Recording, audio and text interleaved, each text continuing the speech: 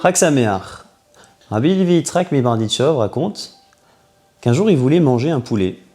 Donc il attrape le poulet, il le met à ses pieds, il attrape de sa main droite le couteau, et puis il récite la bénédiction. Baruch ata Hashem, Elokeinu melech haolam, avec toutes les kavanotes, toutes les pensées possibles. Asher kideshanu bemitzvotav yosevanu ala shrita, et puis il baisse les yeux, et il voit que le poulet était parti depuis bien longtemps.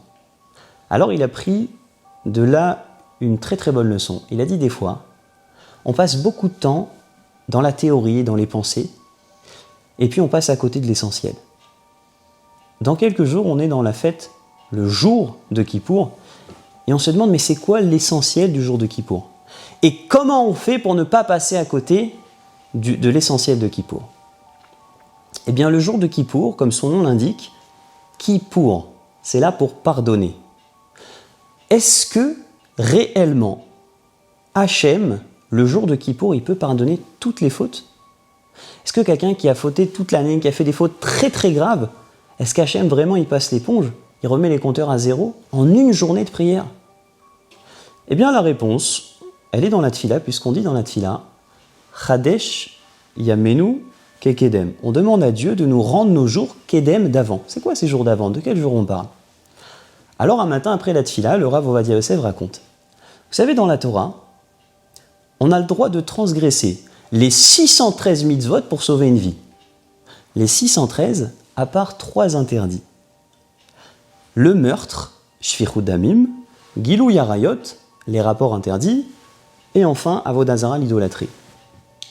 Eh bien, dans la Torah, il y a 3 juifs qui ont transgressé ces interdits-là et qui ont été pardonnés par Hachem. Caïn, après qu'il ait tué son frère Hével, Adam Arishon, il est venu le voir et lui a dit « Comment t'as pu tuer ton frère ?» Et Caïn, il a répondu « J'ai fait une très très grande teshuva et Hachem, il a accepté ma teshuva, mon pardon. » Donc Caïn, c'est le meurtre.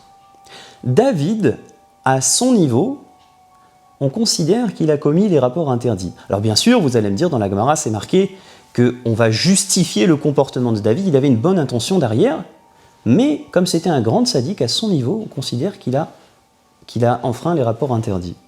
Donc David, c'est Gilou Yarayot, les rapports interdits. Enfin, Ménaché, le roi de Yehuda, c'est marqué qu'il a pris une idole et qu'il a rentré dans le Beth Amikdash, dans le temple.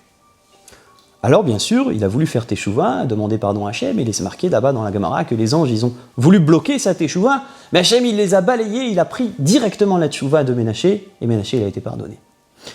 Donc, Ménaché, Melech Yehuda, l'idolâtrie. Si on prend la première lettre de Caïn, c'est le Kouf. La première lettre de David, c'est le Dalet. La première lettre de Ménaché, c'est le même. Kedem. On dit le jour de Kippour à Hachem. Chadesh Yamenu Kekedem. Rends-nous nos jours d'avant, les jours où tu as pardonné les 3 plus grandes fautes, le meurtre, l'idolâtrie, les rapports interdits. Alors a fortiori que tu vas nous pardonner à nous nos fautes qu'on a commises dans toute l'année.